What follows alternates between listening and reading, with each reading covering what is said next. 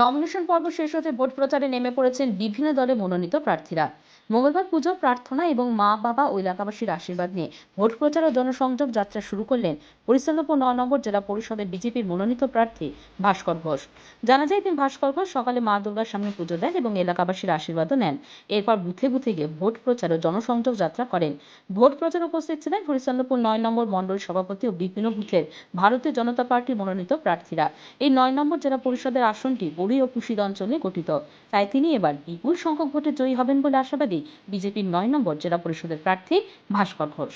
আজকে আমার প্রচারের প্রথম দিন, তাই দুর্গা মায়ের মন্দিরে পুজো দিয়ে আজকে আমার প্রচারের প্রথম শুরু করলাম। আজকে প্রথমে বাবা মায়ের আশীর্বাদ এবং গ্রামের যে বিশিষ্ট ব্যক্তি, বয়স্ক ব্যক্তি, গুরুজন ব্যক্তি, তাদের আশীর্বাদ নিয়ে আজকে আমি আমার মুখে ভারতীয় জনতা পার্টি থেকে মনোনীত হয়েছি জেলা পরিষদ ৯ প্রার্থী।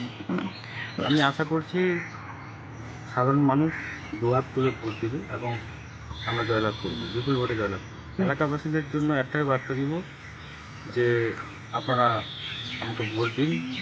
আমি একজন অত্যন্ত সাধারণ পরিবারের ছেলে, অর্থাৎ আমি চাইবো যে আমাদের মাধ্যমে সাধারণ মানুষের উন্নতি হোক। তাই আমি আপনাদের হয়ে এগিয়ে যাব, এই আশা রেখে আপনাদের কাছে আমি ভোট প্রার্থনা করব।